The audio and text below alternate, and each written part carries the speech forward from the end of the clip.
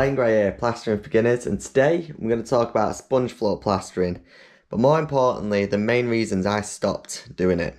So, it wasn't because of anything malicious, nothing nasty happened, but basically every time I start sponge float plastering, and you've seen in this channel now, I've started it at least 2-3 times, maybe 3, but separate stages where I start smashing sponge float plastering, and then within a month, maybe 2, I'm off it again. So I was just asking myself the question, why do I keep stopping? What stops me from keeping it going and keeping it up? So the aim of this video is just to look into the main reasons why sponge float plastering, is it as effective as it seems, and what are the main reasons that for me that I continue to just put the sponge down and then carry on going traditional methods. So that is what we're going to discuss in today's videos, but more importantly what we're going to have is 2 scenarios. We've got 2 separate scenarios but very similar in nature. We've got 2 walls all plastered with a similar method of using multi-finish plaster, very old background, prepped the same way with PVA, except we're going to have one scenario where we're doing it with sponge float plastering and the other one is just traditional plastering. What we're going to do is do a back-to-back demonstration on them both at the same time to see 1, what the differences are, 2, if there's much work between them both, and 3, to see if it's efficient enough to do one over the other. And what I'm going to do is just do it back to back, clip by clip, show you the full stages of plastering for each of the different methods. One with sponge float and one with traditional. So that's exactly what we're going to do today. We're going to do a back-to-back demonstration on both, and we're going to grill them to see which one's better, and then I'm going to try and discover and find out why I stopped sponge float plastering and why I keep doing it. So let's get in today's video. I'm going to give you an introduction on exactly the two scenarios we're working with, and then we're going to go through it. So yeah, there's got a lot to learn here. It's quite exciting. I've never done this before, but I think it could be good.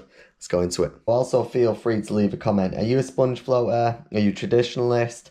Have you done sponge floating before you had to stop? Just let us know in the comments what you think, and let us know throughout this video what you think the differences are and if you can relate to any of this. So let's crack on, let's do it. Okay, this job we're on today, as you can see, there's quite a bit of patching been done. That whole back wall where the fireplace is, that's been floated up.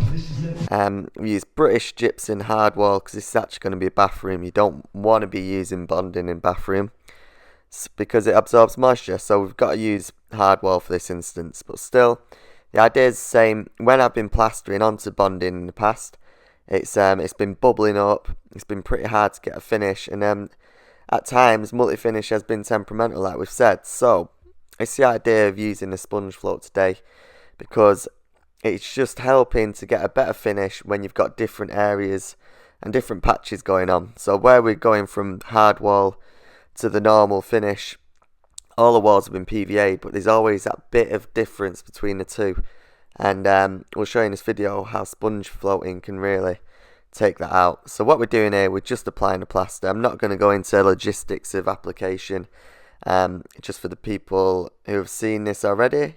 If you are interested in learning the process of applying the plaster, mixing it, learning the basics of how to plaster a wall from start to finish, feel free to sign up to our beginner's welcome course. We'll take you through all of the instructions you need there. So yeah, there's a link below in the description, or we'll talk about it more at the end. But the idea is here, we're just applying first coat of plaster, nothing crazy and nothing new. Yep, I'm a short ass. Anyway, we applied the first coat of plaster. All I'm doing is using a SPEEDSKIM here to flatten it up, and this is just getting ready for the second coat.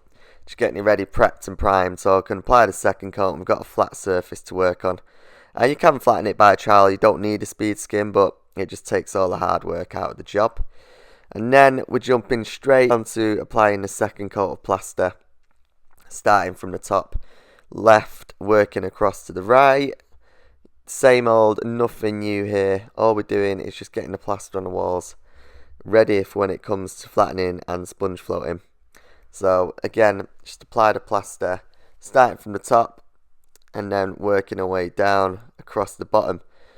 So all this is very much the same It's the same way as doing traditional plastering. There's nothing different here, and there's not much difference between the sponge float process other than the actual sponging part. So I'm going to go into exactly where and how to do it. So all we're doing now is flattening the second coat with a speed skim. So this is where it starts getting different.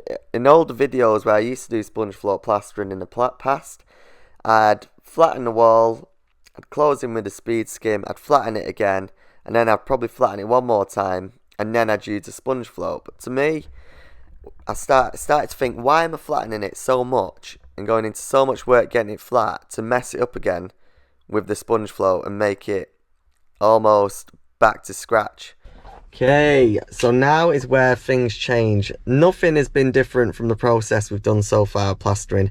Applied a first coat, applied second coat, flattened with a speed skim. Now is where we start looking at sponge floating. So now is where we get the sprayer. I'm using it's a hose lock pulsar, it's called, and it's probably one of the best sprayers I've used so far for sponge floating because it's solid, it doesn't leak. It's about 35 quid from B&Q, but it's well worth the dough. Right, so everything so far has been the same, but like I said, everything's going to change now. This is where things start shifting and the process changes. This is where sponge float plastering becomes sponge float plastering because we're actually starting to use a sponge float. So what I'm going to do now is do a little change. I'm going to switch the methods now. We're going to go to traditional plastering first. What I'm going to do is show you what happens after I've used a speed skim. And then we're going to go into the sponge float. But just pay attention to how many extra steps there are for the sponge float plastering to get to the same stage as the traditional. And I think we're getting to the crux of the main reason why I kind of stop dealing with the sponge float plastering. Because just pay attention to how much extra steps you've got to get to now to get to a similar point during the traditional way. So let's just do that. Let's go through it. Let's point them out. Okay, so like I said, we're just switching it round, and all we're doing here is just flattening. And obviously we've done the initial flatten of the second coat with the speed skim, and all we're doing now is just flattening this the second coat with a trowel. And what we're doing is, if there's any low spots, if there's anything missed out, then we're just going to fill it with any fat from that we're collecting from the plaster. So again, there's nothing new here, but just pay attention to the next clip when it comes to the sponge floating, the difference and the extra steps that you have to take. So after this, in this wall, we're going to lead onto the second trowel, and then it's the wet trowel, and then it's dry trowel. So, but just see how much extra steps you have to take for the sponging to get to the same result, and the extra processes that is involved. And we'll probably start getting into a snapshot of why I have stopped sponge floating. So yeah, let's move on to the next bit. Obviously all we're doing now is flattening the plaster. I won't go into too much detail, but let's just see what happens when it comes to the sponging process. Okay, so we're giving the walls a decent spray with water. We're not putting too much water on here, there's no point, because the plaster is still quite wet. And this is the other thing, all we're doing is putting a fine spray on, just a light mist, because we don't need to use too much water. We don't really need to saturate the plaster, and we're giving it less chance of over adding too much water to the mix, which is what British Gypsum I think are worried about. Now this difference between using the medium soft sponge float, look how easy it glides a 8. So I'm using figure of 8 motions to really flatten that wall. And if you look, we're only adding a minuscule, we're adding a texture, but it's not too deep. As you can see, it's not too harsh. It's got a fine texture on it, but we're not taking too much out of it. So all you really need to do is just wet the sponge up before you start using it, and then you just figure 8 motions, just getting rid of any high spots and getting the wall flat essentially. This is different sponge float plastering. I do believe your walls end up a lot flatter when you are sponging, and especially if you combine that with the speed skim. So what I'm doing is I'm going on the speed skim straight away. With the older videos when I used to do sponge float plastering, I used to wait for the plaster to take up a little bit, but because we're using the speed skim, because it's plastic, it doesn't pull the moisture from the back of the plaster to the front. And what we're doing, we're closing this wall in so much faster, so we don't need to wait to flatten the lines out. Because this is again a plastic material, it's not going to affect the plaster in the sense of livening it back up again. What we're actually doing is speeding up the drying process here, and the speed skim just helps to get the wall really flat. but I do recommend using the SPEEDSKIM ST. I would not use the steel SPEEDSKIM at this point, it's too flexible, and I think you'd risk creating more ripples in the plaster. Again, back in the past I used to use a flexi trowel. At this point I'm only using stiff trowels, and I'm going to avoid flexis until the wet trowel towards the end, as I would normal traditional plastering. What we want is to get this wall flatter. We don't want to risk it with a flexi trowel by ruining it and creating ripples. So now what I'd usually do is I'd probably jump on another wall, one that I've sponged and floated in the past, do that, and then I'd come back a few minutes later until I use my trowel again. Because what we're doing now is, when you've used the SPEEDSKIM, there's going to be a few little areas where it wasn't flattened. There's going to be a few little sponge lines. All we're doing now is troweling them out, and we're just continuing to get that wall flat. So again, with the SPEEDSKIM, there might be a few areas where it's left a bit of indentation where the SPEEDSKIM stopped, or again where the sponge is still showing. This is where you want to use your trowel to flatten them out, but you don't want to wait too long. Don't wait longer than 5 minutes, because what happens is the sponge lines will dry and they will set, and once they set you can't get them out. So you don't want to wait too long after the SPEEDSKIM to flatten your plaster with the trowel. Oh, and there's one more thing as well above all that. Time to clean up. Boring. Yep, it's to clean up. The biggest pet hate for me with sponge float plastering is cleaning the sponge. All the plaster gets embedded into the pores, it gets locked in, and if you don't clean it fast, it'll set in your sponge, and not only that, it'll just ruin it. So that's the extra steps you've got to take to get into the sponge float inside. There's quite a lot there. You've got to spray it, sponge it, SPEEDSKIM it, and then clean your sponge out. So these, you know, they're little steps, but it's enough to keep going over the same area.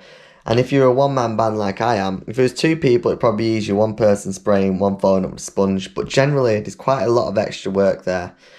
But anyway, let's carry on with the process. Let's see how the similarities are, and let's just see towards the end what the difference is in terms of the finish.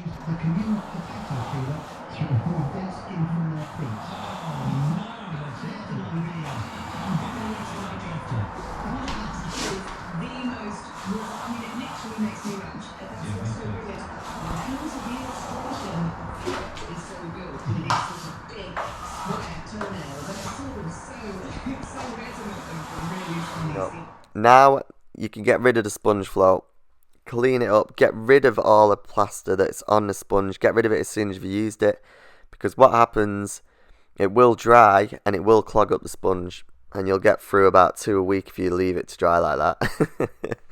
So just make sure you have a proper clean up on the sponge. And then all we're doing, now I've gone round, done the other 2 walls that I was working on and a few reveals. Now what we're doing is just troweling the walls again. So a bit of water, and we're just troweling up. This time, all we're doing is just getting the wall flatter and flatter. So we're not really worrying about the sponge marks, because they should have been troweled out previously. So all we're doing now is just troweling as you would usually, and then that's it. So we're just going to finish troweling this wall. Then we're going to get back and then show you how the wall looks after a sponge float. It does make a massive difference, and it does give a cracking finish. So let's keep this, let's trowel this wall, and let's get back to that in a minute.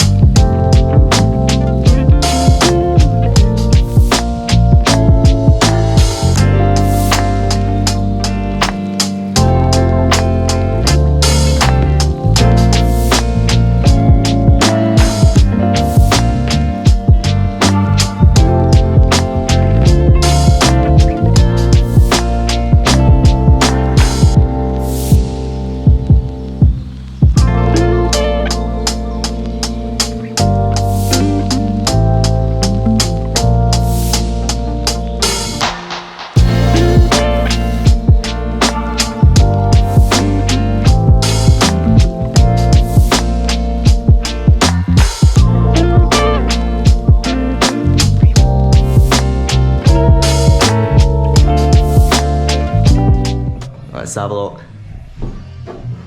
So this is just the wet trowel on that particular section. You can see that wall is nice, smooth and looking very flat. So that is the difference sponge floating can do, and that's what the results you can expect. Again, all it is with the sponge floating is you just got to be careful with your timings, and it does take a bit of work. It does take a bit of manoeuvring to make sure you're not troweling constantly, because if you keep troweling your wall, you're livening the wall up and you're bringing the moisture to the surface, and you're actually preventing it from drying properly. So the one thing I will do is learn to hold off a bit when you are sponge floating and allow the wall to dry. But again, it's that fine line between waiting too long and the wall setting. So it just takes a bit of practice, but you can get a decent finish without over troweling your walls and without spending all your life trying to get it flat. So that's results you can get when you are sponge float plastering. On this job, like I said, there's been a lot of patching, a lot of work with bonding, a lot of work with hardwall, and it just gets rid of that stress of bubbles and just get rid of that fear that the wall isn't going to react as well as it could do, especially with setting times and how fast it's been going off the multi recently. So it is definitely a good trick to use, great finish, and it's always nice to have as backup to have the sponge float just in case the wall isn't acting the way you'd like it to. That's the finish. Lovely. Happy days, nothing wrong with that. So I hope you've enjoyed this video. I hope you enjoyed watching. If you liked this video, please like and subscribe, and make sure you watch the next one. Cheers. Okay, so as you've seen, from the sponge floating stage, everything else is the same. There's no difference in the process again. It all carries on very similar to the traditional manner as well. So anything beyond that point was okay. It's just the middle ground. There's quite a lot of extra steps to take. And what we never talk about, what no one really ever talks about when it's sponge float plastering, is the mess. When you are spraying the walls, there's a lot of water that comes down. I work domestically. You know, I've got to really keep the places clean. There's a lot of water, and the fat from the sponging can get everywhere. I find generally sponge float plastering can be a bit messier. It's okay for the people on sites, but domestically I kind of struggle to keep the water down and keep the place clean. I struggle to keep it clean anyway when you're plastering. Now, I'm not saying I'm not going to do sponge float plastering again, and there is times when I will use it, and it is, you know, it's very handy to do. The situations when the plaster's bubbling because it's been on bonding, which is the main reason I started doing it again for this video. Or when you've got old walls, you need a bit more time. But for every day-to-day use, I just find that I keep going back to traditional methods. And I'm hoping this video can point out the reasons why. I just thought myself, but there is a few extra steps. It can be messy when you're doing sponge float plastering. And not only that, the third and final point, the sponges are very, very weak. I only find they last about 2 months max. Mine's already broken. And, you know, there's only so much you can start buying new tools every 2 months. I've got my steel trowel, and the rest of my tools keep well, but for the sponges, they never seem to last that long. So that was a deep dive into the reasons why I started sponge float plastering, but it also should give you an insight on the two different methods, how they work, and give you some tips on how to get a better finish in plastering. So there we go. Thank you so much for watching. If you like this video, please hit the like button below this, and please subscribe to our channel. We'd really appreciate that if you would. And yeah, please feel free to leave a comment. Let's get it talking. Let's create discussion. Are you a sponge floater? Do you do it every day? Are you a traditionalist? Have you tried sponge floating? Are you quit too? Let us know. Leave it in the comments, and let's get some conversation going, and let's just see what everyone else is saying. So yeah, cheers.